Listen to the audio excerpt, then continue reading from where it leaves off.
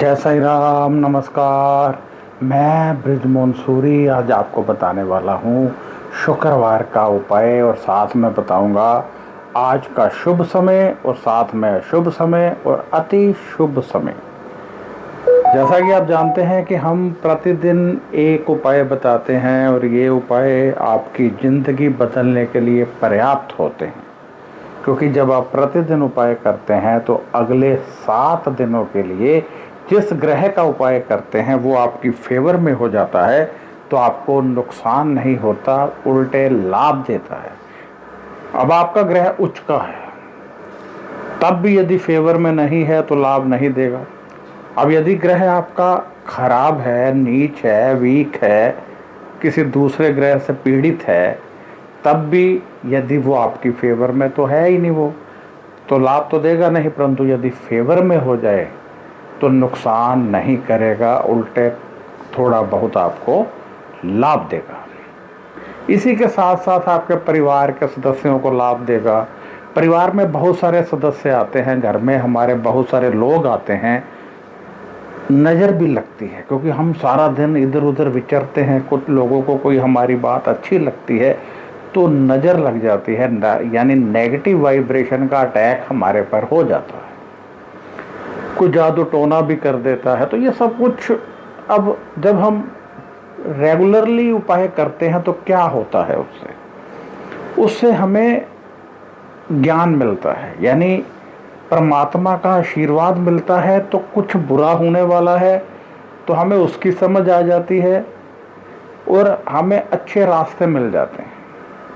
मान लीजिए आप गिरने लगे और आपको किसी ने थाम लिया, या आपका पर्स गिर गया तो आके उठा के किसी ने आपको वापस कर दिया, तो आपको कितना अच्छा लगता है। ऐसे ही जब हम ये उपाय करते हैं तो कुछ बुरा हमारी लाइफ में होने वाला होता है या हो रहा होता है जिसकी हमें समझ नहीं लगती, परंतु जब ये उपाय करते हैं तो हमें वो समझ आने लगती है।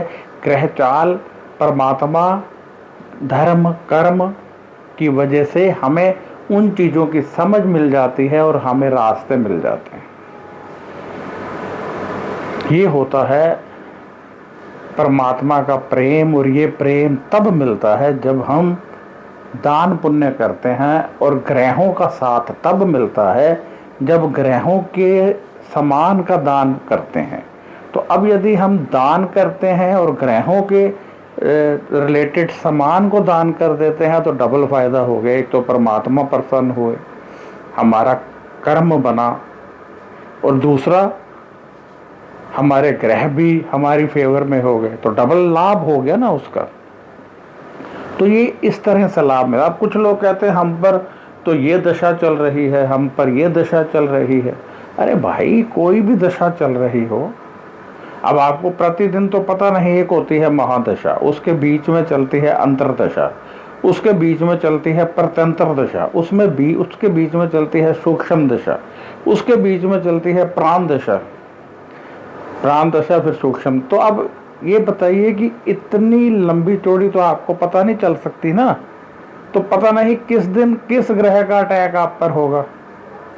गोचर में चंद्रमा बदले तब असर होगा, सूर्य बदले तब असर होगा, बुध बदले तब असर होगा। तो ये तो बदलते रहते हैं, कभी वक्री हो गए, कभी अस्त हो गए।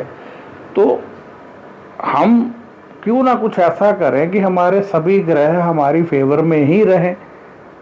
तो उसके लिए ये जो प्रतिदिन का उपाय होता है ये आपके काम आता है। आप पर बृहस्पति की दशा है, परंतु आप शनि का उपाय भी कर रहे हैं, तो शनि कहीं से भी दृष्टि में आएगा या कहीं से भी आप पर असर करेगा। लेकिन यदि आप उपाय कर रहे हैं तो वो सीधा निकल जाएगा, आपको आपकी फेवर में हो जाएगा, नुकसान नहीं होगा।